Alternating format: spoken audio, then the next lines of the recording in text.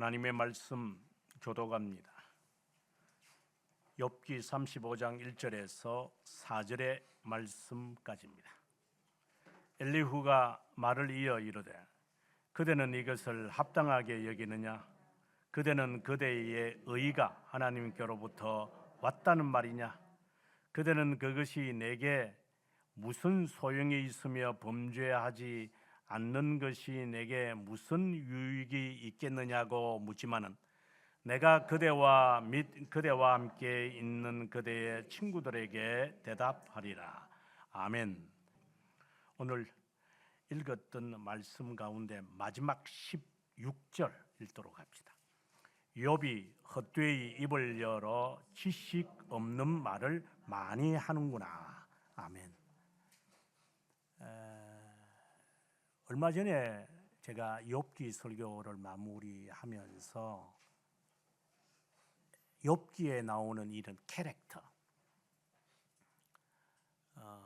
오늘은 우리가 엘리후를 바라보고 엘리바스도 있고 빌닷, 소발 이런 5명의 이러한 캐릭터를 보면서 우리 신앙의 자신의 모습을 바라볼 수 있으면 좋겠다 하는 생각을 해봅니다. 엘리후를 보면서 먼저 떠오르는 생각은 엘리바스와 그리고 빌닷, 소발에 대해서는 하나님께서 저주를 내리시지만 엘리후에 대해서는 하나님이 언급 안 하십니다. 그리고 엘리후의 말이 32장부터 37장까지 이제 4번의 설교가 이제 진행되는데 그것이 마치자마자 하나님이 이제 시간 속에 개입합니다. 엘리후에 대하여서 논박에 대하여 욥은 반응을 하지 않습니다. 이렇게 볼 때 엘리후의 이런 캐릭터, 성격은 하나님의 마음에 합당하지 않았을까? 그래서 우리가 오늘의 이 엘리바스를 이어서 엘리후의 이러한 설교를 들으면서 그 차이점들이 뭔가? 관점의 차이인데요. 그리고 엘리후의 단점은 뭔가? 그리고 욥과 엘리후의 차이는 무엇인가? 이런 몇 가지들을 우리가 살펴야 오늘의 이 말씀이 이해가 돼요, 실제로. 32장과 33장이 이제 엘리후의 첫 번째 메시지가 선포됩니다. 그리고 34장까지 가서 첫 번째 후반부의 이야기가 있습니다. 두 번째의 이제 메시지는 34장 그리고 35장이 오늘 메시지입니다.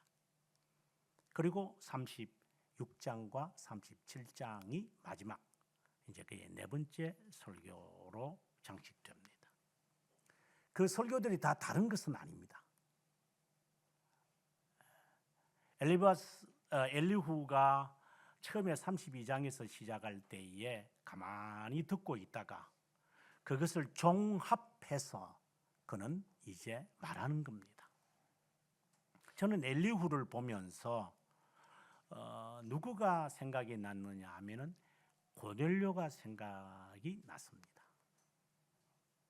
우리가 사도행전에서 성령의 세례와 물 세례, 요한의 세례와 예수 그리스도의 세례에 대한 헷갈리는 사람들에 관하여 설교한 적이 있었습니다. 그것처럼 고넬료는 하나님의 사도인 베드로를 데리고 와서 하나님에 대한 말씀을 듣고 온 가족이 성령의 충만함을 받게 된다. 이렇게 되는 이야기입니다. 그러면 고넬료는 하나님을 알지 못하는 자입니다.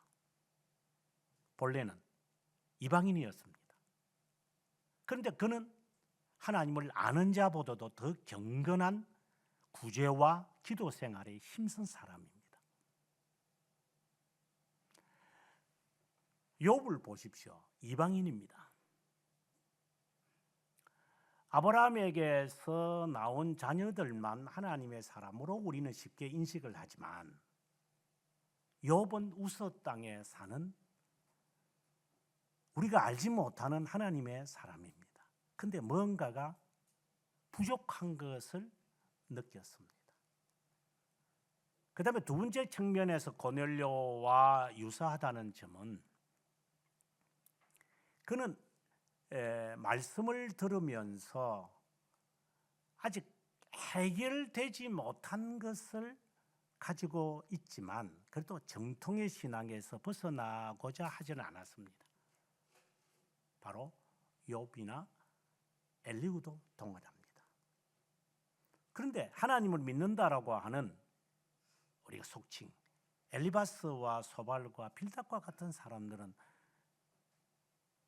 우리가 봐도 이해가 잘 안 됩니다. 이것은 다른 말로 한다면 우리가 신앙생활을 하지만 이게 신앙인지 신념인지 헷갈립니다. 어떻게 이런 신앙생활을 할 수 있을까라고 하는 부류, 또 오해도 참 각색입니다. 오늘 오전 공부에서도 그 말 했지만 제가 이제 하윤이를 보고 참 예쁘다 하고 머리를 쓰다맞다. 그러면 이것은 성희롱입니다. 그래, 어떤 의미로 우리가 이것을 해석하느냐는 겁니다. 그래서 우리가 뭔가가 알지 못한 채로 하나님을 믿는 자들이 얼마나 많을까? 그래서 나쁘게 하는 행동하는 사람도 있고 바르게 하는 사람들을 바라보고 또 나쁘게 해석하는 사람도 있으니 그것이 빌닷과 소발과 같은 사람이 아닌가. 그래서 5명의 이런 캐릭터를 보면서 우리는 우리 자신의 이런 그 신앙의 양태를 좀 볼 수 있지 않을까. 특별히 오늘 우리가 엘리후의 글을 보면서 엘리후가 욥에게 어떤 메시지를, 물론 내변의 설교를 하지만 어떤 메시지를 말하고 싶은 것인가. 다 듣고 난 다음에 나이가 어린 사람이지만 먼저 우리는 욥에 대한 기본적 신앙의 자세를 먼저 봐야만 합니다. 간략하게 1장 2장에서 욥을 볼 때 정말 신앙은 대단합니다. 자녀가 다 죽고 재산이 빼앗기고 아내가 떠났어도 그는 신앙을 포기하지 않는 것, 정말 위대한 신앙입니다. 하지만 아닙니다. 이 말은 욥은 여전히 기복의 신앙에서 머물러 있다는 것을 우리는 알아야 합니다. 그는 이 행복을 지키기 위해서 신앙생활을 열심히 한 사람이다. 이렇게 단적으로 말할 수 있습니다. 우리가 소제와 번제를 드리겠나이다. 다윗이 시에서 그렇게 표현합니다. 왜 우리가 열심히 신앙생활을 하려고 합니까? 이 행복을 유지하려고. 내가 잘못하면 하나님께서 벌을 내리실까? 내가 잘하면 그래도 하나님께서 연장을 시켜주시고 좀 더 이 세상에서 안전하고 편안하게 살게 하지 않을까? 행여나 그런 생각을 가지고 있다면, 물론 대부분이겠지만, 신앙 좋다고 하는 사람들이 대부분이겠지만 1장 2장의 범주에 있는 욥입니다. 그래서 사탄이 하나님에게 고소한 겁니다. 당신이 보호하시니까, 울타리를 쳐서 안위해 주시니까 그가 하나님 앞에 그렇게 예배드리는 거 아니에요? 이렇게 말할 정도로 1장 2장의 내용이 욥의 신앙을 잘 반영하고 있는 겁니다. 하지만 욥은 그것에만 머물지 않았습니다. 이게 역설적인 겁니다. 우리가 만약에 욥처럼 갑작스럽게 당면한 불행을 이해가 안 되죠. 우리 집이 왜 이렇게 갑자기 이렇게 이런 일이 생겼을 때 예를 든다면은 호주에 있는 제 동료 목사가 오순절파에서 개혁신앙으로 바뀌어졌는데 성도들이 이 미친놈이네 이거 하면서 성도들이 다 나갔다. 이해가 안 되죠. 저들도 다 예수 믿는 사람들인데 그래 저 목사가 저게 미치겠으니까 저게 갑작스럽게 개혁신앙 한답시고 기독교 강력 끄집어내고 역사 끄집어내고 예배 시간도 이상하게 예배 형식도 이상하게 바꾸고 이렇게 할 때 누구든지 그를 향하여 미친놈이라고 하지 않아요? 우리는 정말 신앙생활을 잘하는 이유가 무엇이죠? 이 질문에 뭐라고 대답해야 합니까? 내 자식이 잘 되기 위해서 그건 목적이 아니더라도요. 그래도 하나님께서 하시기 그게 기복신앙 아니면 뭡니까? 그렇게 해서 소져드리고 번져드리는 거 아니면 뭡니까?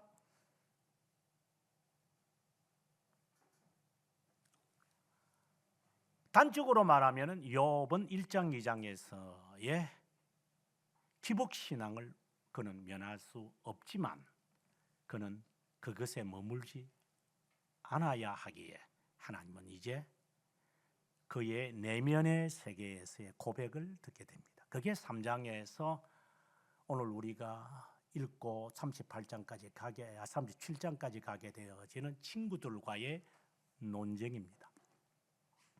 욥은 이제 성숙한 신앙인이 되기 위해서 이것에 대해서 당황함을 처음에는 그도 표현해냅니다.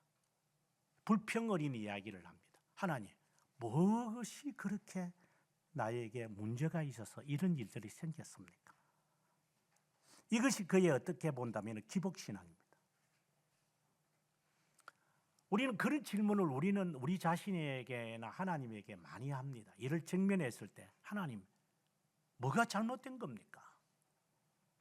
라고 질문을 던질 수밖에 없습니다. 이것이 내가 기복신앙에 젖혀 있다라고 하는 것을 잘 반영하고 있는 겁니다. 하지만 친구들과 언쟁과 논쟁을 하면서 그는 두 가지를 찾아냅니다. 하나는 하나님께서 나를 연단시키시는 것이구나 라는 것이었습니다. 그래서 내가 정죄되고 난 다음, 재련되고 난 다음 하나님을 보리라 라고 하는, 하나님이 나를 보다 하나님의 사람으로 만드시기 위하여 단련시키시는 거구나를 그는 이제 깨닫습니다. 그럼에도 불구하고 그는 그 다음에 두 번째의 문제로 봉착합니다. 그래도 이유는 있어야 되잖아. 이유를 모르겠어. 그 이유에 관하여 친구들은 다양하게 반응을 하지만 욥은 더 이상 자신이 갖고 있는 지식과 경험의 한계를 느낍니다. 언젠가 제가 한 몇 년 전인 것 같아요. 몇 년 전에 제가 어깨 근육이 좀 아프고 이제 어깨 근이죠. 그래서 이게 뭔가 문제가 있나 이렇게 조금 올렸다가 이렇게 내려옴. 이게 보통 사람들 50견이라 그러던데. 이걸 어떻게 해야 되나? 이거 움직이려면 몸이 움직여야 돼. 이게 팔이 움직여야 되는데. 그래서 이것도 보고 저것도 보고 이렇게 하는데 원인이 제가 특허를 안 합니까? 제가 푸시업을 안 합니까? 이게 문제인가? 방식이 문제인가? 뭐 별별. 그래서 옆에서가 아니라 옆으로 자면 어깨가 너무 아파가지고 바로 자려니까 공상만 떠오르고 옆으로 자야지 잠이 올 것 같은데 이게 낫는 길이 안 보여요. 근데 이제 나중에 이제 이유를 찾아서 지금은 이제 이미 해결이 되었습니다만 이유를 우리는 알고자 합니다. 그렇다고 의사에게 가면 의사는 뭐라고 말하는데 별로 뭐 그거 해봤자 별로 그 도움도 안 되고 지도 모르는데 지가 어깨를 아파 봐야 뭐 그런 걸 알지. 아파 본 사람이 그걸 알지. 안 아본 사람이 뭐 교과서대로 뭐 이렇게 해보면 될 거야 저렇게 하면 될 거야라고 해서 그 되는 게 아니거든요. 그게. 그 뭐 젊은 애들이 쫓겨난 것들이 나와가지고 어깨는 이렇게 해도 되고 허리를 풀리면 이렇게 해야 된다고 아무리 말해봐. 어이, 네가 아프고 난 다음에 나아진 자가 해야지 그걸 알지. 새파란 게 20, 30대 네가 뭘 네가 알겠냐. 젊을 때는 다 그렇게 잘 돼. 그렇게 어? 나이 들어가지고 극복을 한 사람이 이렇게 하면은 저렇게 되고 저렇게 되는 이유가 이 때문입니다 하면 그거는 맞는 말이지만 네가 뭘 안다고 네가 요즘에 유튜브에서 돈 좀 벌려고 그래 깔짝깔짝 거리는 건가.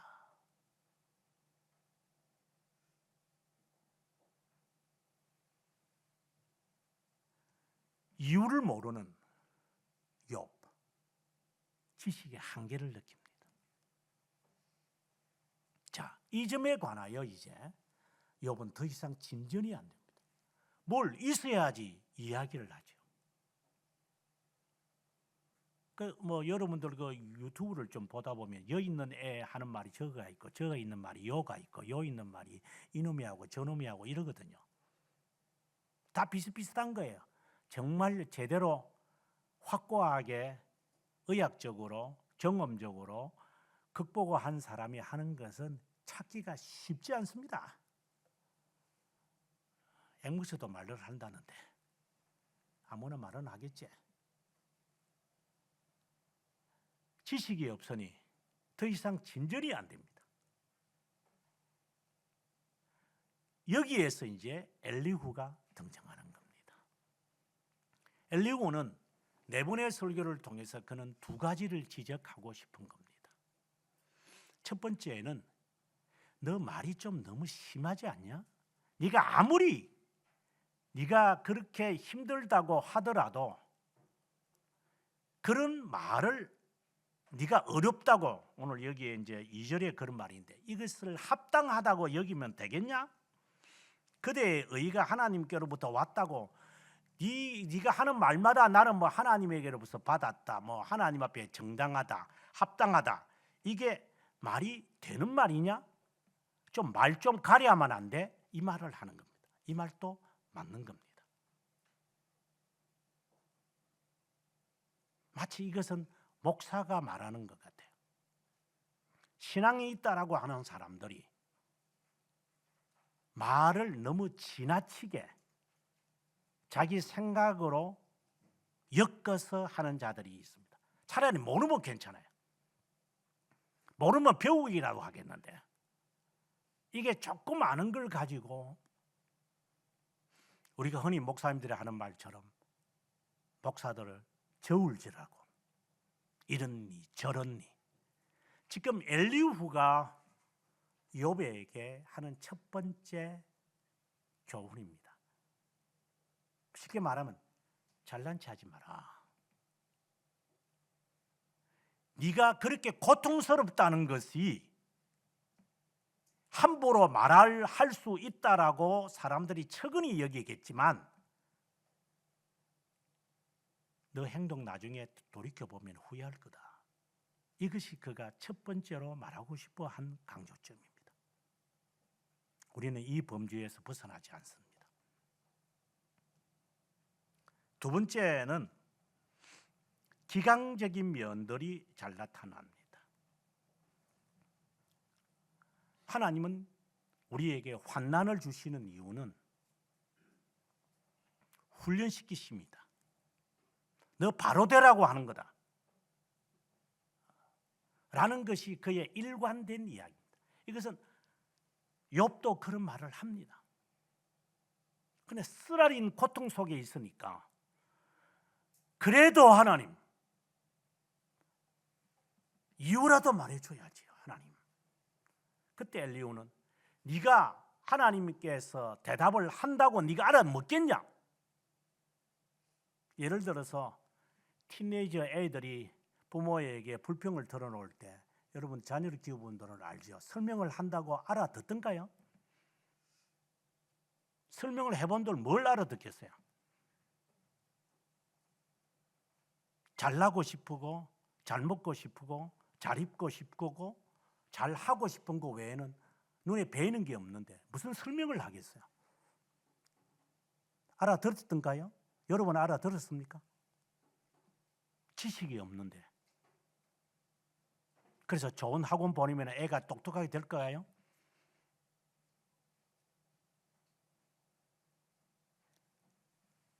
우리는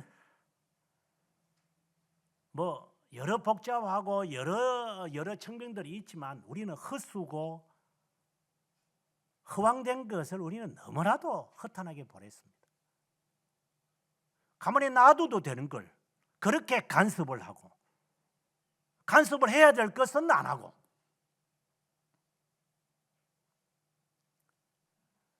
하나님께서 우리를 교훈적으로 환난을 주신다는 것은 칼빈생도 하는 말입니다. 근데 그 직면한 사람은 괴롭습니다. 그래서 아무렇게나 행동하면 된다는 거야? 그래서 네가 피곤하다고 해서 네가 행동을 저질적으로 해도 되나?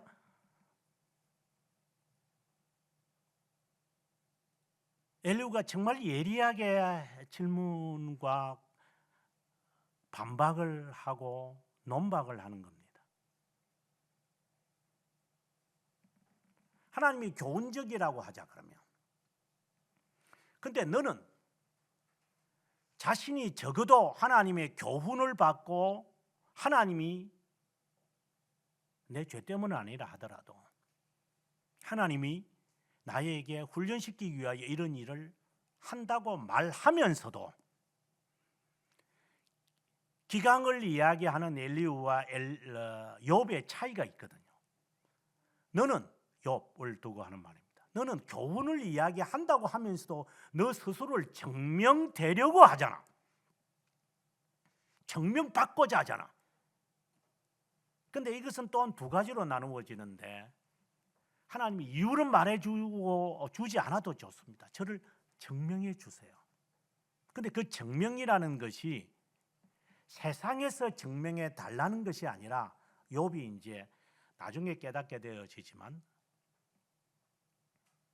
내가 알기에는 내 중보자가 살아계신다 라는 20장에 있는 말씀, 23장에 있는 말씀처럼 이 세상에서 나를 증명할 자가 없구나. 하나님밖에 없구나.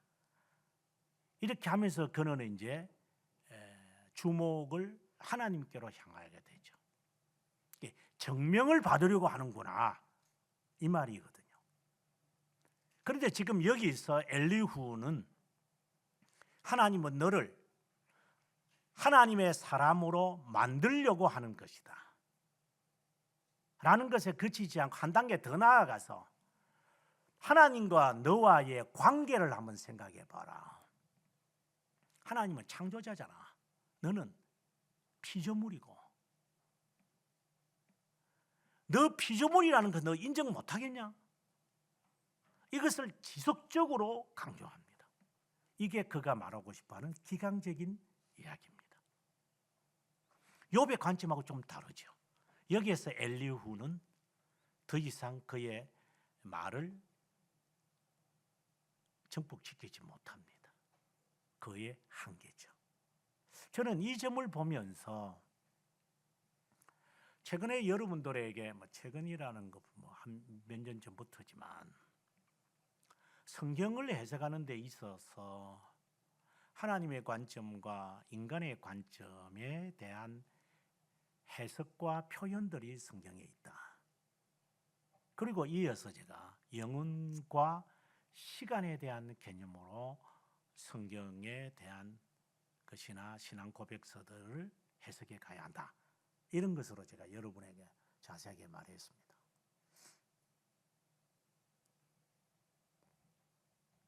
이 점에 관하여서 이미 뭐 제가 만든 것은 아니고 칼빈 선생이 다 했던 이야기들을 제가 주순수에 모았을 뿐이지만,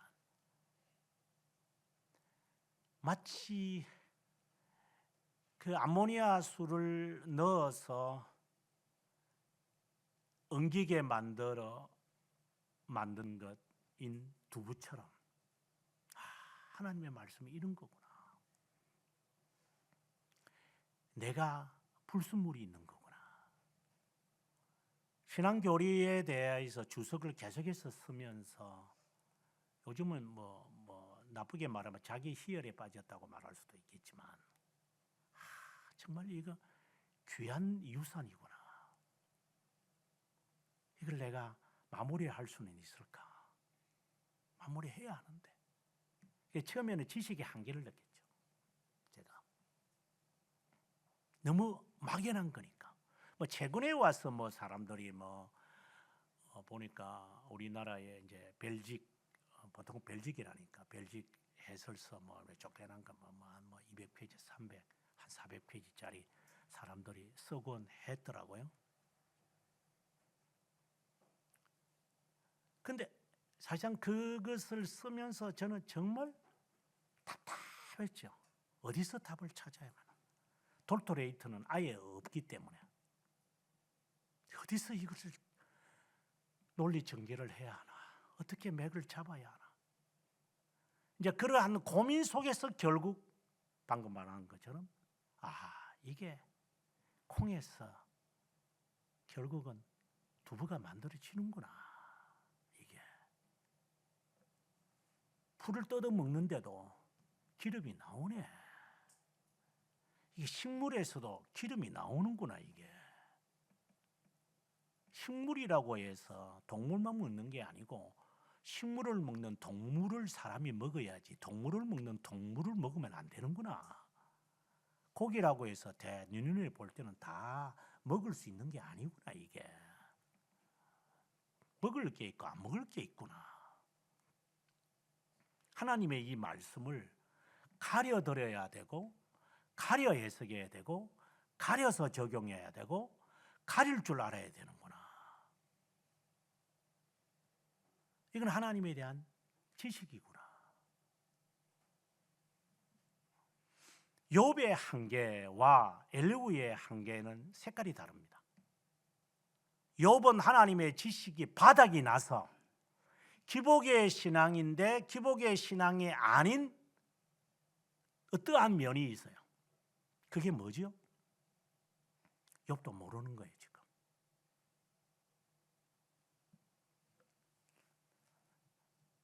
처음부터 제가 여러분에게 말했다시피 우리는 신앙생활을 잘해야 되는 이유가 뭐죠? 왜 우리는 11조를 드려야 되고 주일마다 예배를 드려야 되고 성경을 읽어야 되고, 왜 그렇게 해야 됩니까?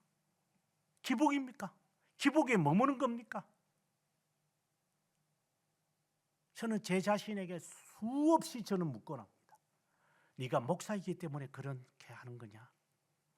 목사가 아니라면 그렇게 안 할 것이냐? 네가 성경을 읽으라고 성도들에게 양육을 시켜야 되니까 네가 성경을 읽는 거냐? 너를 위해서 읽는 것이냐? 읽게 하려고 네가 읽는 것이냐? 마치 제가 학생들에게 가르치기 위해서 내가 책을 읽는 것이냐? 나를 위해서, 내 양식을 위해서 내가 책을 읽는 것이냐? 뭐냐 도대체? 여러분에게 다시 물어요.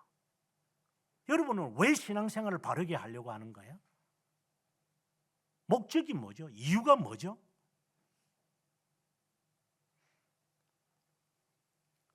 자신이 바르게 살려고 하는 데 있는 거예요? 바르게 되게 하려고 하는 거예요? 나와 같은 이 신앙을 자녀도 갖게 하려고 하시는 거예요. 다 틀린 말들이죠. 우리는 이 범죄에서 벗어나지 못해요. 너를 위하여서 하는 것이 아니라 내 주위에 있는 사람을 위해서 하는 것 같아요. 만약에 거기서 딱 빼가지고 다른 데 옮겨버리면 본래 모습 그대로 드러나요. 그리고 환경을 다른 환경으로 딱 바꿔버리면 자신도 알지 못하는 이 본색이 막 드러나요. 뭐 처녀 때는 뭐 내미신앙이든가, 결혼하고 나면은, 애 놓고 나면, 직장생활을 하다 보면 이게 신앙들이 개차박이 되는 거예요. 이게. 그게 기복신앙 아닙니까? 환경이 바뀐다, 신분이 바뀐다, 위치가 바뀐다고 해서 인간이 바뀌는 게 아님에도 불구하고 우리는 자연스럽게 바꿉니다. 이걸 기복신앙 아닙니까? 아닙니다 라고 말하겠죠. 그렇다면 욥처럼 뭡니까? 그러면 욥에 가서 나는 하나님의 사랑 때문에 하나님께서 나를 사랑하셨고 하나님을 위하여 하나님의 영광을 위하여 저는 살기 때문에 이렇게 합니다. 그게 자긍하는 곳으로 향하지 않습니까? 그래서 비판하지 않습니까? 그럼 그거는 옳은 겁니까?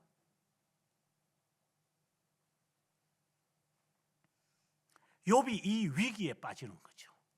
증명해달라, 이유를 묻는 것에서 출발을 했다가 나는 너희보다 독특해, 너희들이 하는 거 다 했고 너희들이 말하는 거 다 알고 있어. 그런데 나에게 이러한 환경에 되어진 것에 대해서 너희들은 대답 못하잖아. 그래서 너희 말 안 들을 거야.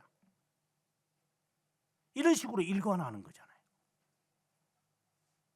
그래서 그것을 바라보는 엘리후는 너 정말 어려우냐?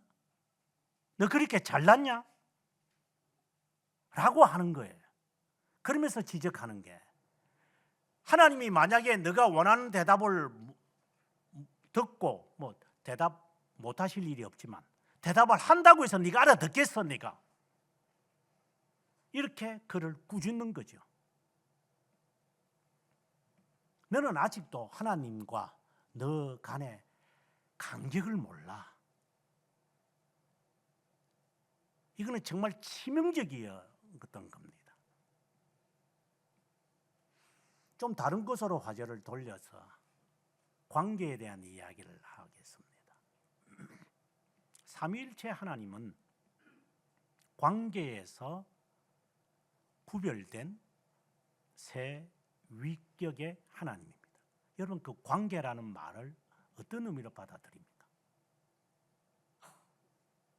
우리는 삼위일체 이렇게 이야기하면 그냥 구별된, 또 어떤 놈들은 구분이라는 단어로 쓰는 놈들도 있지만 또 다른 양태로 되어 있는 하나님, 하여튼 별의별 소리들을 다 찌끌리고 있으니 뭐 그걸 다 낱낱이 구설할 수는 없고, 정통하게 말하면 구별된 세 위격이잖아요.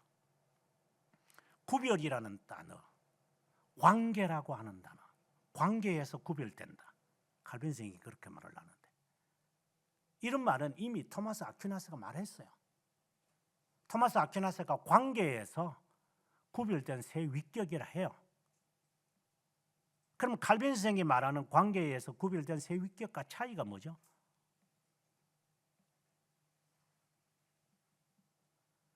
관계라고 하는 그 말에서 차이가 나오는 거예요. 그래서 말은 관계에서 뭐 구별된다. 무슨 관계인데? 그래서 니케아 신조어에서는 아버지는 아들이 아니고 아들은 아버지가 아니며 성령은 아버지와 아들이 아니다.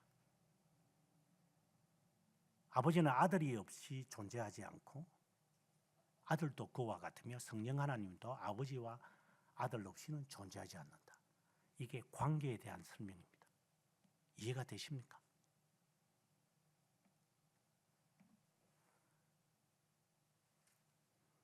아버지와 아들이다. 내가 아버지 집에 간다. 아버지 왜 나를 버리십니까? 예수님께서 하나님을 향하여 하나님 아버지를 향하여 아버지라고 자꾸 하니까 아버지 지 아버지인 줄 알아요. 하늘에 계신 우리 아버지라고 말을 하고 나는 너희의 아버지고 너희는 내 백성이다 하니까 맞네. 그럼 하나님도 아버지고 우리도 아버지고 뭐 하나님이나 뭐 하나님 두는 한 분이 계시는데 예수도 아버지라고 그러고 우리도 아버지라고 그러고 지도 아버지라고 그러고 나도 아버지라고 그러고 뭐 그런 거 아니에요. 이런 식으로 우리는 이해를 합니다. 관계를 말하라면.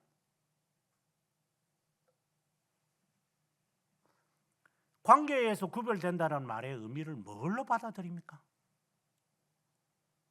여러분은 관계라고 하는 이 단어를 해결하지 못하면 여러분은 무질서에 빠집니다. 우리나라 사람들이 덕목으로 여기는 게 삼강오륜입니다.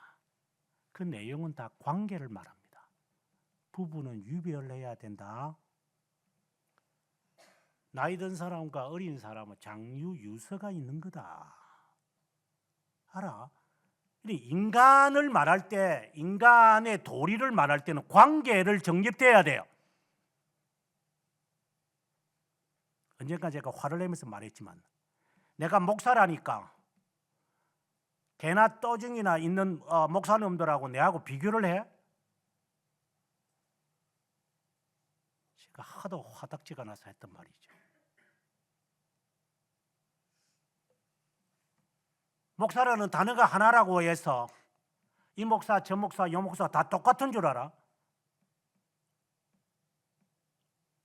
하나님을 아버지라고 해서 우리가 아버지라고 부를 때에 아버지와 나와의 이 관계와 성부 하나님과 성자 하나님과의 관계가 같은 줄 알아?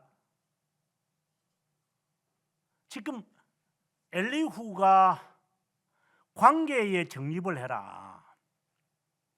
하나님과 피조물, 창조자이시며 그리고 우리는 피조물이지 않느냐. 그것이 네가 정립이 된다면 엘리후의 전개죠. 하나님이 너에게 말을 한들 네가 알아듣겠냐? 왜 그게 정립이 안 되냐? 왜 대답이 없다고 그러냐?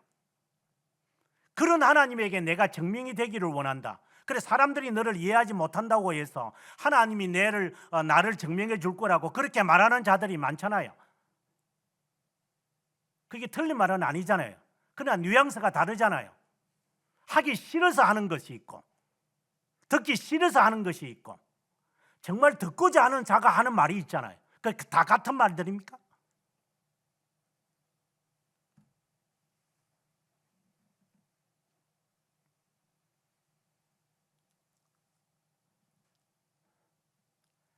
고넬료도 믿는 하나님. 근데 왜 고넬료를 향하여 하나님이 베드로를 데리고 오라고 했을까요? 하나님이 다른 하나님입니까? 같은 하나님이시죠. 근데 뭐가 부족했습니까? 3일 길을 걸려서 가서 그리고 이틀인가 더 걸려서 이제 모시고 와서 한 가족이 다 모여가지고 베드로의 말에 귀를 기울였어요. 우리가 기다리고 있었습니다. 왜요? 기도할 점에 주님의 천사가 이런 말을 하셨기 때문입니다. 예, 그때 성령의 충만함을 받았다. 그 차이가 뭐예요? 그래서 아무나 때나 목사나 기도하는 사람 데리고 와가 집에 데리고 와가지고 기도하면은 뭐 은사 받고 뭐 성령 받습니까? 우리는 말씀을 이렇게 쉽게 적용을 하죠. 봐봐, 이 봐라, 이 우리 사람 뭐 그렇게 이렇게 되는 거 아니에요? 하나님과 인간의 이 관계에 정립이 안 돼 있는 사람들, 하나님의 사도와 선지자와 목사와 교사와 그리고 지도자와 에베소서 4장에서 분명히 제시하는 길을 하는 것에 구약에 있는 제사장이 난 줄 알아요. 아론의 후손에 있는 아론이 대접을 받은 그 대접하고 내가 받아야 할 대접이 같은 줄 알아요. 그게 같아. 제사장하고 목사하고 같냐? 그러면 안나스는 대제사장이다. 그러면 그 사람은 대제사장인데 왜 예수 그리스도를 죽였어? 같은 거야? 도대체 뭘 알고 지금 말하고 있는 거야, 네가? 지금 엘리후가 지금 욥에게 말하고 싶은 거잖아요.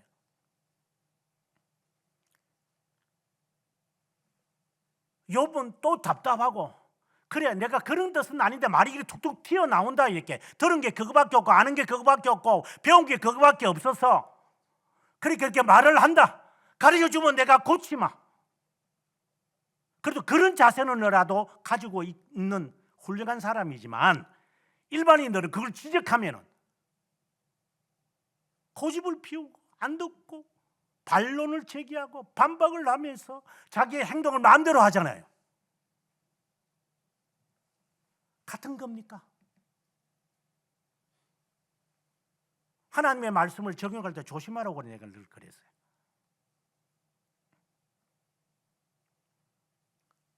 우리는 이렇게 넘나들 때가 너무나도 많아요. 이것을 정말 엘리후는 욥에게 말해주고 싶고 욥은 또 답답하고 그래 너 말이 맞으니까 대답할 것도 없고 너의 말이 내 말과 같은 건데 너는 아니까 그렇게 말을 한 거고 나는 모르니까 말을 못하고 공동되고 있으니 그냥 잠자코 있는 거고 그러니 하나님께서 더 이상 이 아이를 놓아뒀으면 안 되니까 하나님이 개입을 하셔서 이제 자신을 현현하는 것이고 그러면 하나님께서 38장에서 41장까지 하셨던 말씀의 핵심이 뭐죠? 이미 우리가 살폈지만 네가 아는 게 뭔데? 주님이 38장에서 묻고 싶은 게 그겁니다. 네가 알고 싶은 게 이유지. 하나님이 내 증명해 달라고 그러지. 하나님이 내 변호자 되려고 원하지. 그러면 좋다. 내가 너를 변호한다고 가정을 하자. 가정을 해놓고 뭘 아는데? 아무것도 모릅니다. 아는 게 아무것도 없습니다.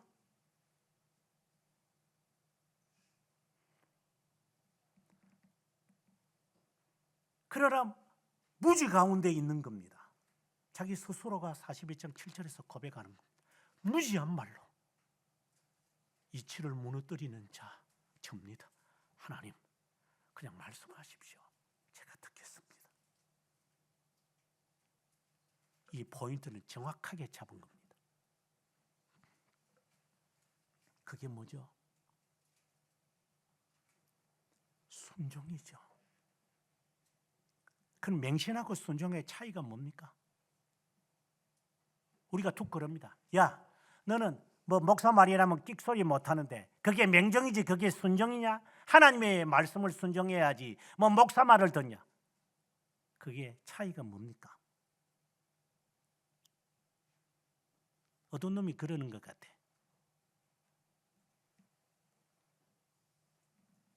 너는 남목사가 하는 말은 다 듣고 그렇게 다 하더구만. 그러면 그게 맹종과 순종과의 차이를 알고나 하는 겁니까? 또 한 단계 하나 더 붙여서 복종은 뭡니까?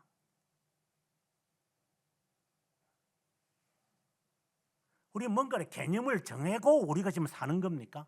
앞서 제가 기복신앙에 대해서 처음부터 이야기했지만 하나님 앞에 정말 믿음대로 살려고 하는 이유에 대해서 우리는 확고하게 알고 지금 우리가 경건의 훈련을 지금 받고 있는 겁니까?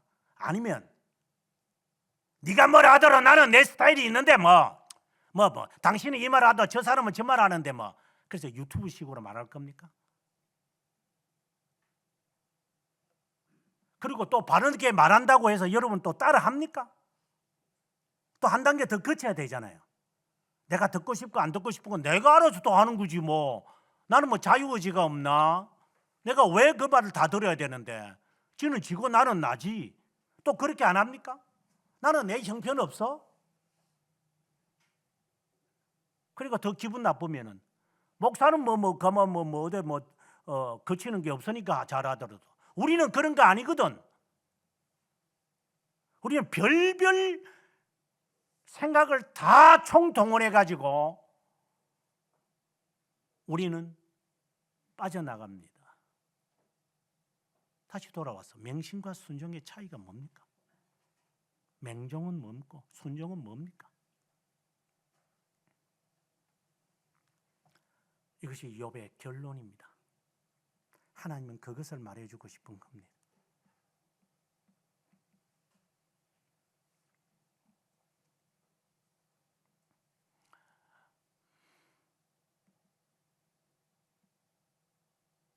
엘리후가 했던 말을 다시 돌아갑시다. 엘리후가 하나님과 너와의 관계를 정립하라는 것이었습니다. 이는 대단한 포인트입니다. 너 말이 너무 심하다. 하나님이 너를 훈련시키기 위함이다. 이것은 일상적인 겁니다. 우리도 그렇게 말합니다. 근데 여기에서 엘리바스는 옆으로 빠지죠. 그래서 네가 회개하면 이 기간을 거치고 나면 하나님께서 너에게 복 주실 거다. 회복시킬 거야. 이제 이렇게 이제 여기에 쥐새끼처럼 빠져나갑니다. 엘리후는 그렇지 않습니다. 하나님과의 이 관계 정립이 정말 무엇보다도 필요하다. 그러면 자기의 결론을 자기가 숟가락을 물타기를 하지 않습니다. 여기서 우리는 매우 조심해야 됩니다. 하나님의 말씀을 실컷 말해놓고 여기에 물타기를 하는 사람들. 그는 엘리바스입니다. 엘리후는 거기에서 멈춰버립니다. 하나님과의 관계 정립이다. 그래서 16절에 오늘 우리가 함께 읽었지만 너는 헛되이 입을 열어 지식 없는 말을 하네. 그리고 33장 마지막 33절에서 내 말을 들어라. 잠잠해라. 내가 지혜를 그에게 내가 가르치마. 너 지혜가 없는 거 아니야? 이 말은 너 지식이 없구나. 그리고 37장 마지막 말입니다. 사람들은 그를 경외하고 스스로 지혜롭다고 하는 모든 자를 무시하느니라. 너 지식 바로 알아. 모르면서 하나님께 증명을 받겠다 하지 마라. 하나님이 어떤 분이신데 왜 너를 증명해 줘야 되는데 그런 뉘앙스가 여기에 있는 거예요. 다시 처음으로 돌아가서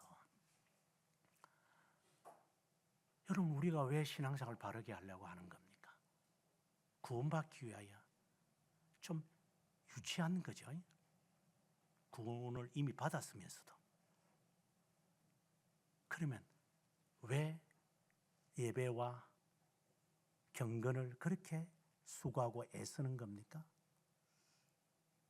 유지하기 위해서입니까?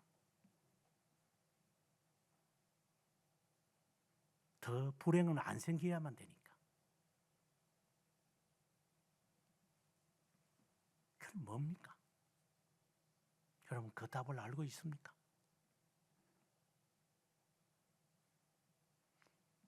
이 답이 욥의 결론입니다.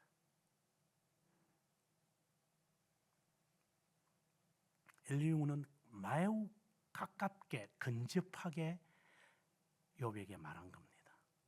관계 정립을 하라. 관계 정립을 했을 때 이유를 묻지 않을 거다.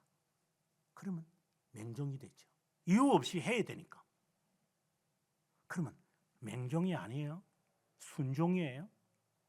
그러면 하나님은 이제 그 순종에 대한 결론을 내리시기 위해 임재하신 겁니다.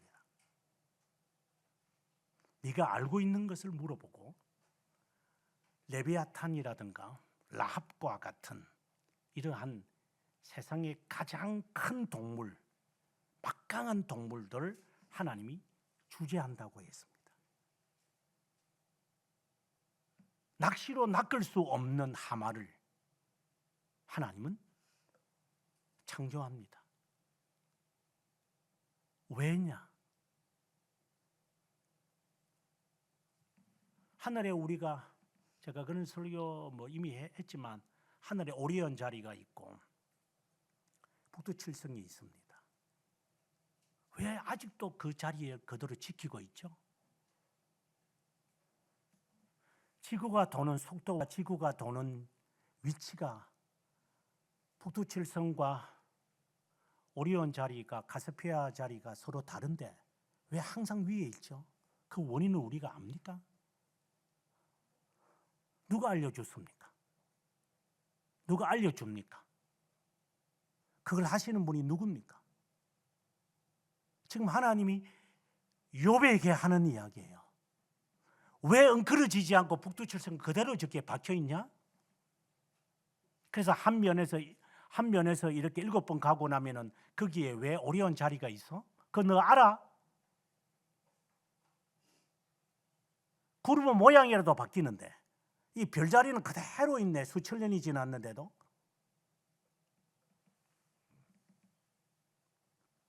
왜 10년의 바다의 깊이는 왜 그대로 있어? 왜 메꿔지지 않지? 그 깊이를 너는 알아? 150m 이하 내려가면 사람이 숨차가지고 죽을 것이고, 질소 탱크를 메고 300m로 내려와도 올라오고 난 다음에는 질소 탱크에 가가지고 1시간이나 2시간이 있다가 나오지 않으면 인간은 터져 죽어요.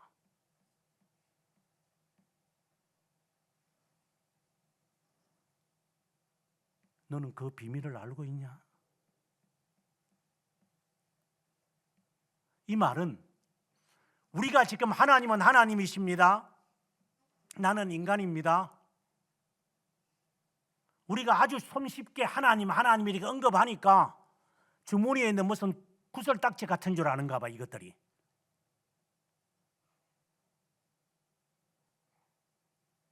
하나님 앞에 이렇게 잘난 체하게 해준다거나 잘하게 하면 하나님이 복 주고, 하나님께서 이렇게 하면 하나님이 화내가지고 이렇게 화를 내는 줄 아는가 봐.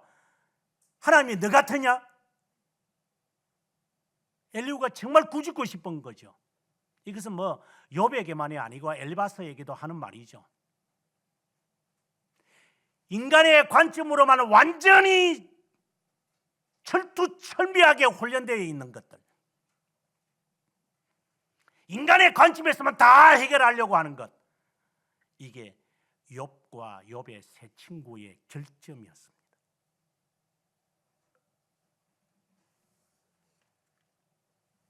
하나님의 관점을 우리가 알 수도 없지만 하나님의 관점에 대해서는 전혀 고려하지도 않습니다. 이것이 욥이 너가 가지고 있는 한계다. 모르면 배워라. 하나님이 어떤 분이신지.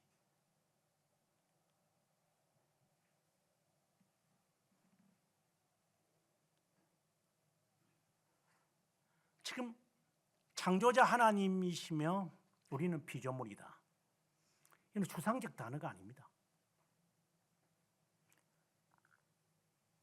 제가 새벽 기도회 때 그런 말을 자주 했지만, 정말 여러분 중생의 경험을 하셨습니까? 회심하셨습니까? 부르심은 받았습니까? 뭐가 부르심인데? 그러면 불렀다고 됐고 중생됐다고 하는 놈이 하는 꼬라지라는 봐. 우리 하는 행동 봐. 이게 중생된 거야 그러면? 이게 중생된 거라면 나는 예수 안 믿는 게 차라리 나.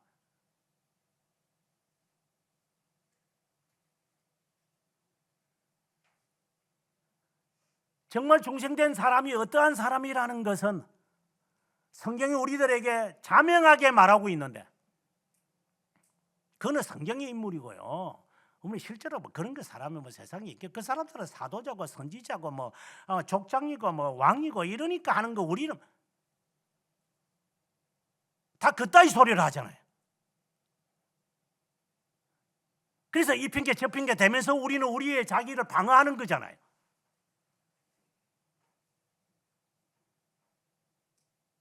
하나님의 그 전지와 전능에 대해서 인정 안 하잖아요. 하나님께서 나에게 이런 불행과 나의 기쁨을 주시는 이유가 그분에게 있다라고 말은 하지만 실제는 아니잖아요. 하나님께서 모든 것을 다 받았다고 하지만 실제로 받은 거 아니잖아요. 다 내 것이잖아요. 내가 하나님께 주는 거잖아요. 빌린 자가 빌리지 않은 자처럼 행동하잖아요. 하나님의 과연 나와의 관계가 우리는 정립되어 있을까요? 그런데 만약에 그렇다면 네 몸뚱아리 네 맘대로 해? 그게 정립이 된 사람입니까? 처지에 대해서 이야기합니다. 상황에 대해서 이야기합니다. 하나님이 그건 모르시고 그러면 우리에게 이런 처지를 줬겠냐? 그럼 하나님의 전지를 인정 안 하는 거잖아요. 하나님의 전지를 인정하지 않고 전능을 인정하지 않는 게 하나님의 섭리를 믿는 겁니까? 하나님의 작정을 믿는 겁니까? 하나님의 창조자이심을 믿는 겁니까? 구속자임을 믿는 겁니까? 저들이 용서를 안 하잖아요. 헤아리잖아요. 우리는 비판하잖아요. 우리에게 하나라도 하나님과의 나와의 관계를 정립된 건 뭐 있어요? 예배드리는 거 하나? 꼴랑내는 11조? 봉사하는 것? 직분에 따라서 그 직분 없으면 또 안 하잖아요. 기분 더럽게 나쁘다고.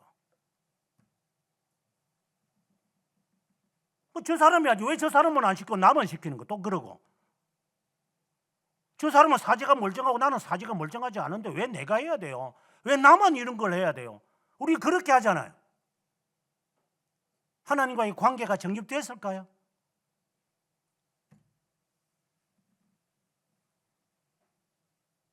관계가 정립이 안 되면 맹신이고 관계가 정립이 되면 순종이 되는 겁니다.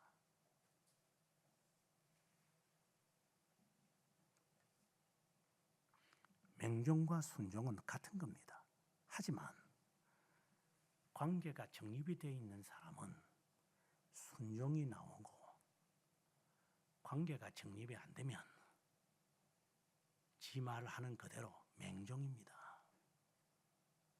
그러면 큰아들의 자세가 나오는 겁니다. 내가 보수도 받지 않고 지금까지 이랬는데 왜 나한테는 양 한 마리도 대접을 안 하더만 재산 탕진하고 들어오는 놈한테는 송아지를 잡아줘요? 그 늙은 소를 잡아줘야 될 텐데. 그런 불평이 우리에게 있어요.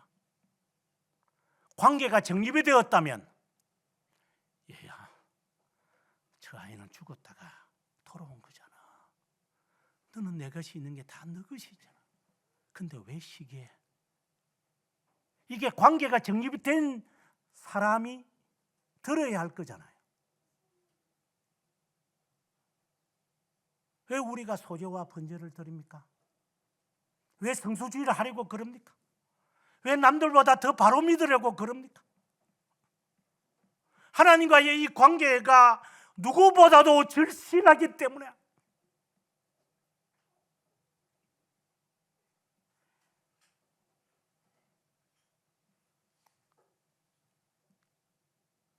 시몬의 집에 예수님께서 초청을 받아서 들어갔는데 한 여인이 와서 옥합을 깨뜨리고 눈물로 예수님의 발을 씻으며 머리카락으로 그걸 훔쳤습니다. 시몬이 기분 되게 나쁩니다. 이 더러운 여자가 이 만찬을 망친다고. 그러면 또 제자들 가운데는 저거 팔아가 가난한 사람한테 주지. 그때 주님이 그럽니다. 누가 더 사랑하겠느냐? 많이 사랑을 받은 자가 하겠느냐? 적게 받은 자가 하겠느냐? 당연히 많은 사랑을 받은 자가 그렇게 순종하겠죠. 저 이상 주님 말 안 합니다. 저 여인은 사랑을 많이 받은 거다. 사랑은 관계입니다.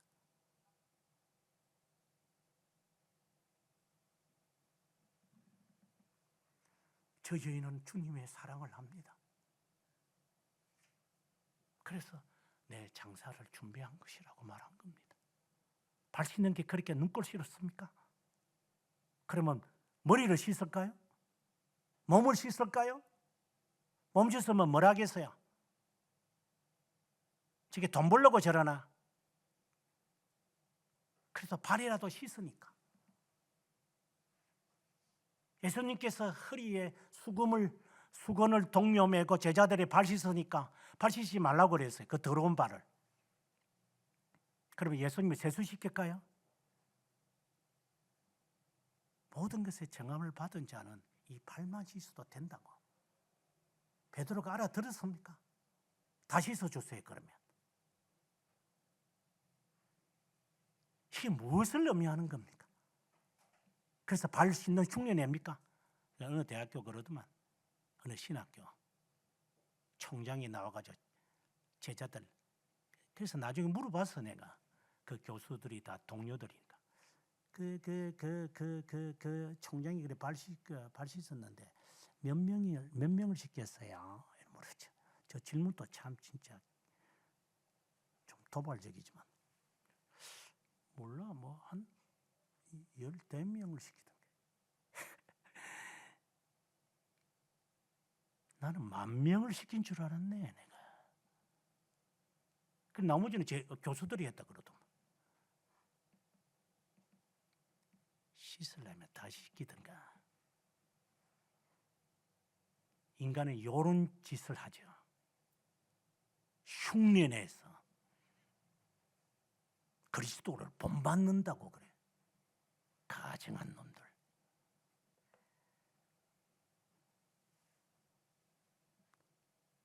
우리가 하는 행동이 순종인지 맹종인지의 차이는 관계에서 달라지는 겁니다. 관계는 그리스도의 사랑에서 빚어지는 겁니다. 하나님, 저는 당신의 족입니다. 주님, 무엇을 시키든지 저는 합니다. 이것은 사랑을 받은 자만이 할 수 있는 거예요. 사랑은 관계이기 때문에. 사랑을 받은 자이기 때문에, 용서를 많이 받은 자다 보니까 옥합을 깨뜨리는 거예요. 너는 관계가 안 돼 있어. 너는 돈과의 관계가 돼 있고, 너는 명예와 관계가 돼 있고, 너는 다른 인간과의 관계가 있을지 모르지만 하나님과의 관계는 안 돼 있어. 그래서 주님이 나는 너희를 도무지 알지 못한다고 말하는 거예요. 만약에 모성애가 돌아가서, 이거는 뭐 신뢰도 아니겠지만 어쨌든 신뢰라고 해본들, 피곤해서 죽겠는데 그냥 잠이 그냥 쏟아지는데 애가 운다. 여기 어머니들이 있으니까 일어나서 하셨죠. 그는 내가 낳았으니까. 아버지들은 잘 못합니다. 그 고통을 잘 모르니까. 뭐 잘하는 사람도 있겠지만 아마 그렇지는 않을 겁니다. 한 번, 두 번은 흉내 내겠지. 뭐 자기야 내가 대신할게. 그런 거는 하겠지. 얼마나 몇 번이나 하려는가 한번 나중에 카운트 해보세요. 한 10번 하다가 이거는 못 해먹겠네 그냥. 뭐 집에 있는 사람이 하는 거지 뭐 내가 꼴값을 드는 새끼들. 그것도 사랑이라고. 네가 낳고 네가 피투성이를 한번 젖을 먹이면서 해봐라. 그렇게 안 될 기다. 이것을 나는 정석으로고 보지는 않지만 예를 들어보면 그걸 하나 예를 든다 이 말입니다. 주님이 나를 사랑하신다는 것. 주님의 사랑을 내가 느꼈다면 사도 바울이 말하는 것처럼 너 창자라도 내어 놓았을 거다. 너는 사랑을 하는 게 아니야.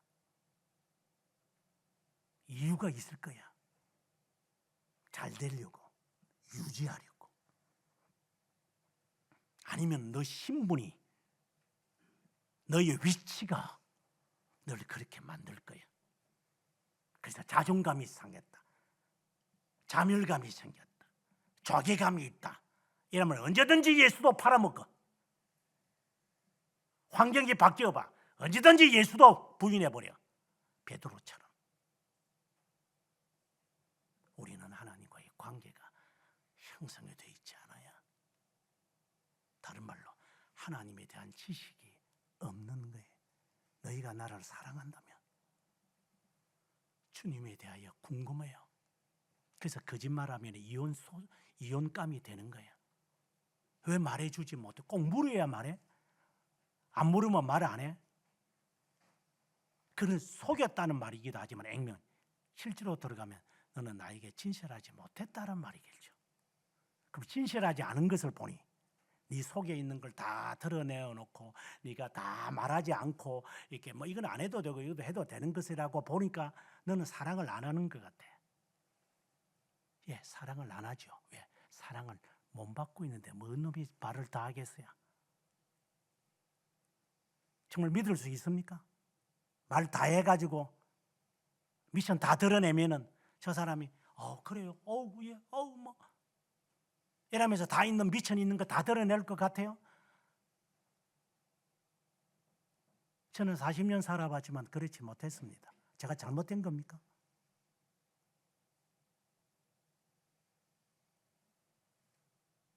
(40년간) 살면서 여러분들은 여러분도 다르겠지만 30년, 20년, 10몇 년, 꼴랑 1년 이렇게 사는데 속에 있는 거 다 말했습니까?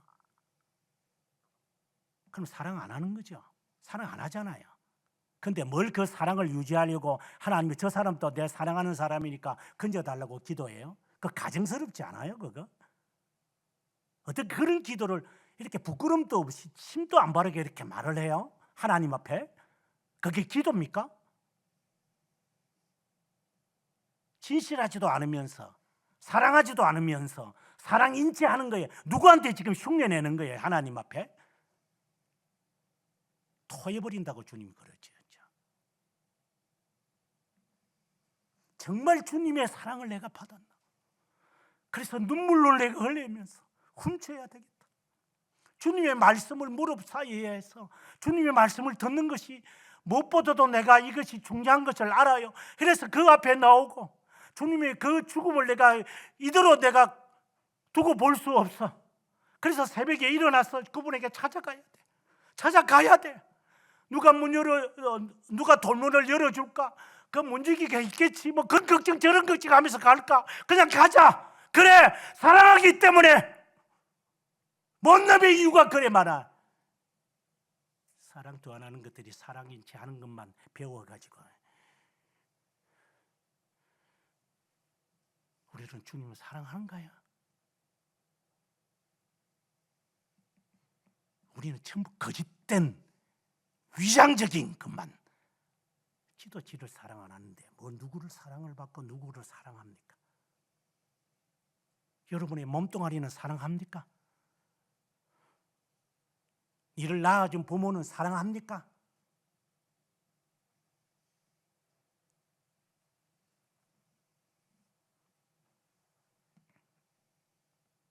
제 조카가 나이가 들어가지고 시집을 갔다고 했습니다.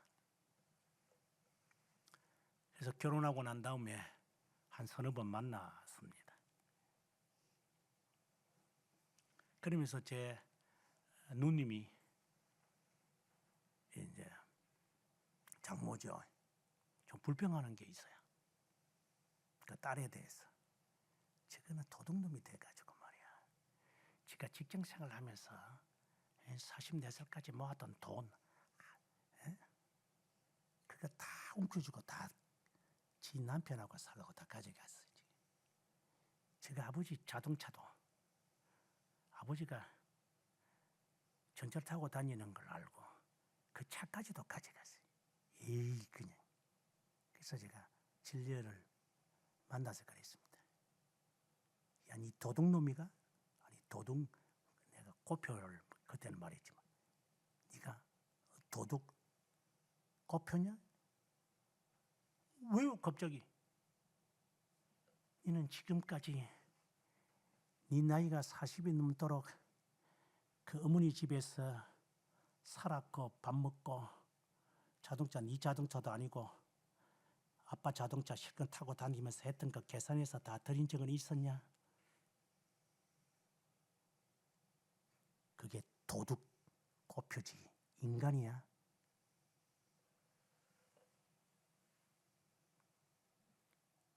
그래서 하나님의 복을 받겠다고 내한테 기도 부탁하냐?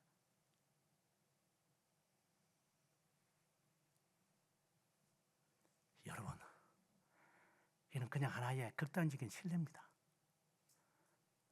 우리가 얼마나 망령된 짓거리를 하는지 모릅니다.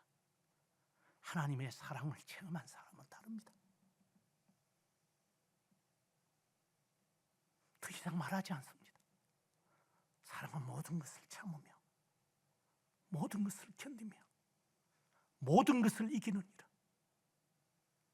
사랑 안에 모든 것이 다 바뀌어집니다. 하지만 우리가 보는 것이 다 부분적이랬어. 그때는 우리가 온전히 알겠지만, 하지만 부분적으로 보여진 것이 잘못된 것이라면 회개라도 해야죠. 고치기라도 해야죠. 반성이라도 해야죠. 하나님 앞에. 그래서 자라감이 있어야죠. 이거는 바뀌는 것도 없고 고집탱이만 더 세져가지고 왜 이러는데요, 하나님? 내가 뭘 그렇게 잘못했는데요? 이런 질문만 할 줄 알고 그게 기도인 줄 알아요, 그게. 저는 욥기를 5번째 강의하면서 하나님, 욥에 대해서 잘 모르겠습니다. 처음에는 그랬어요. 엘리바스도 다 뭐 틀린 말도 아닌 것 같고, 소발의 말은 조금 마음에 안 들지만 그 빌닷은 조금 건방진 것도 있으나 뭐 엘리바스는 우리가 다 쓰던 말들이고, 뭐 내 시작은 미약하였으나 뭐 네 끝은 창대하리라, 얼마나 좋은 말인데 아무데나 갖다 붙이고 있는 말들인데 우리는 그런 말을 아주 쉽게 쓰는데, 근데 이게 뭐 하나님 말씀 아닙니까? 이것도 맞죠. 그러나 부족해서 그렇죠. 그 문구를 어디다가 갖다 붙이는 겁니까?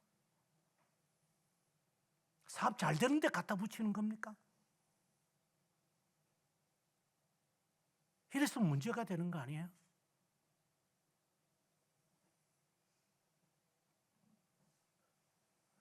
우리는 어떠한 말씀들을 부족하게, 영악하게, 그리고 노림수를 가지고 우리는 참 말씀을 인용할 때가 많아요. 조금 아는 놈들은 이거 방어 기제로 삼는 거지만, 말씀은 듣고 순종함이 있는데, 듣고 순종함이 있는 게 아니라 이것을 판단하고 이것을 가르치려고 하는 것에 우리는 관심이 있어요. 언젠가 그 말을 한번 했지만 정말 교수직에서 정말 싫었던 것 가운데 하나가, 그렇다고 내가 뭐 정직하다 이런 말은 아니지만, 내가 지식을 팔아먹는 장사치는 아닌가. 그것이 저를 진짜 괴롭혔어요. 네가 남들보다 좀 더 빨리, 좀 더 먼저 알아서 그것이 무슨 사람한테 돈으로 환산하냐. 그래서 나중에는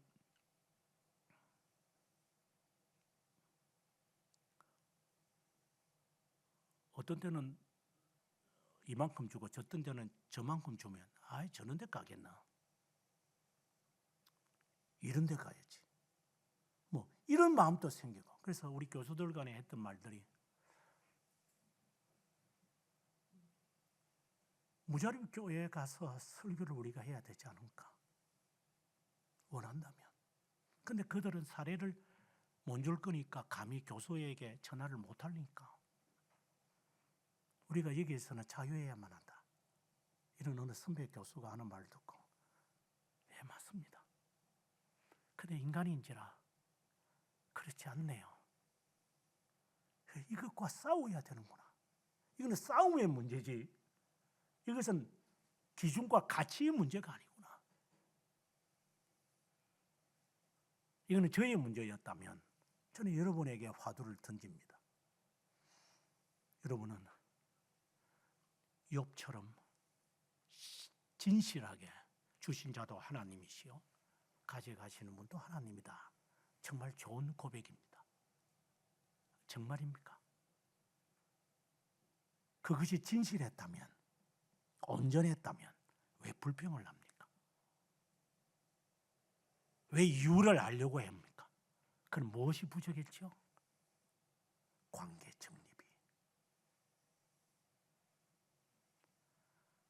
오늘 기도를 하면서 저는 하나님은 다 우주를 창조하셨다고 했습니다. 저는 천문학을 연구한 사람은 아닙니다. 그러나 이것이 하나의 우주라고 한다면 지구는 눈에도 보이지 않는 것으로 알고 있습니다. 태양도 눈에 보이지 않는답니다. 태양과 지구는 1만 배 차이랍니다.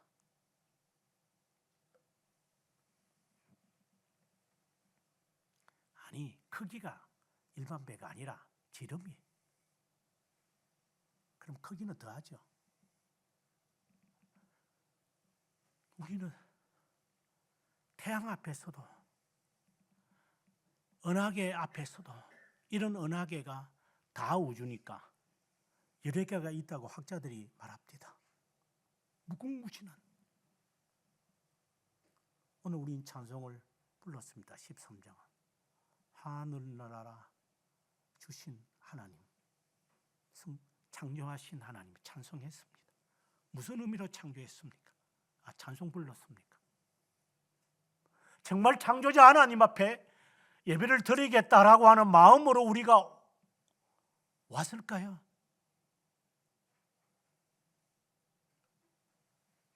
의무로 하는 겁니까?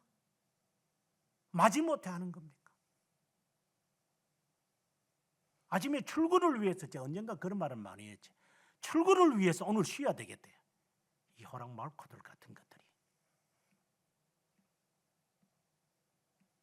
직장 생활은 정신 바짝 차려서 해야 되고 예배는 그냥 건너뛰어도 된다고.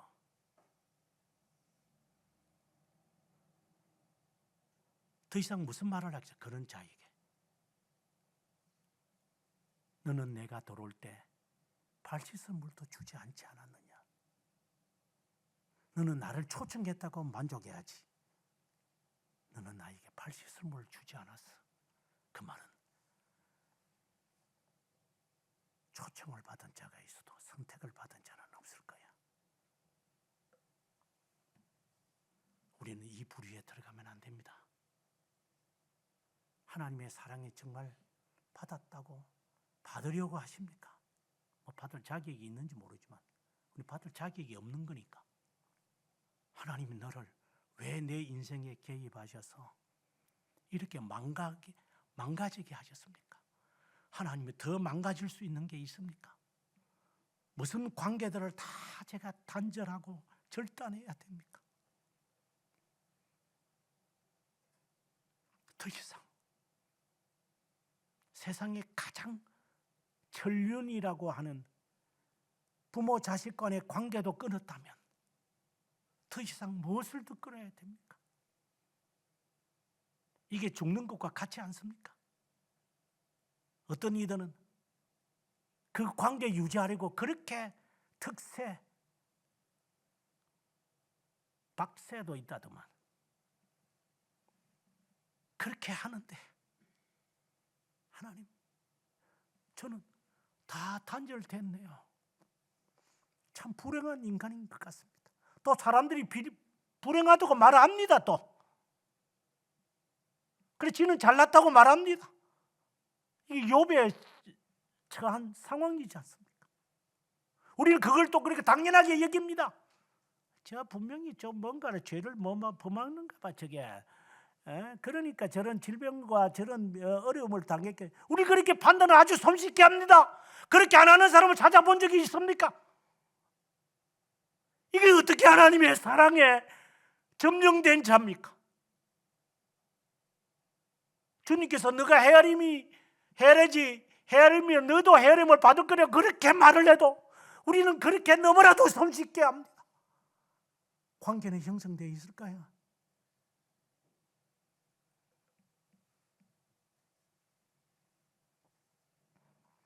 하나님은 하나님이심을 아십니까? 그래서 제가 38장에서 41장을 제가 한국에 와서 설교를 하면서 저는 눈물을 금치 못했습니다. 저는 이 박사 과정을 마치고 난 다음에 단계에 대해서 궁금했기 때문에 하나님, 제가 왜 이렇게 열심히 해야 됩니까? 하나님, 저에게 가르쳐 주십시오. 왜 제가 더 이상 공부해야 됩니까? 이런 질문에 제가 막 이렇게 들어가니까 그래서 하나님께서 오늘의 이런 말씀이 저에게 질문을 던지는 거죠. 너가 알고 있는 것을 하나라도 말해라. 낙엽이 떨어진다. 낙엽이 왜 떨어지냐? 이유를 아냐? 근데 왜 솔나무에서는 낙엽이 없냐? 뭐 이렇게 저렇게 되겠죠. 그걸 누가 창조한 자 아냐? 알려고 하지 마라. 알려고 하지 마라. 하나님의 섭리를 믿어라. 내가 해야 할 일은 지금 공부하는 거다.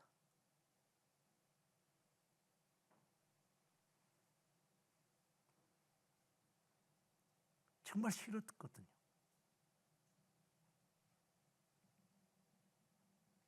모르니 하나님만 의지하겠습니다. 그러면 모른 척으로 지내라.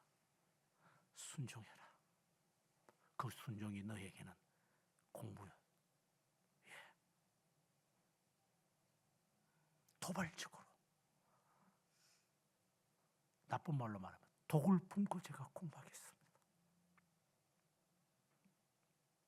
이것이 비록 그러므로 썩어진다 하더라도 열심히 하겠습니다.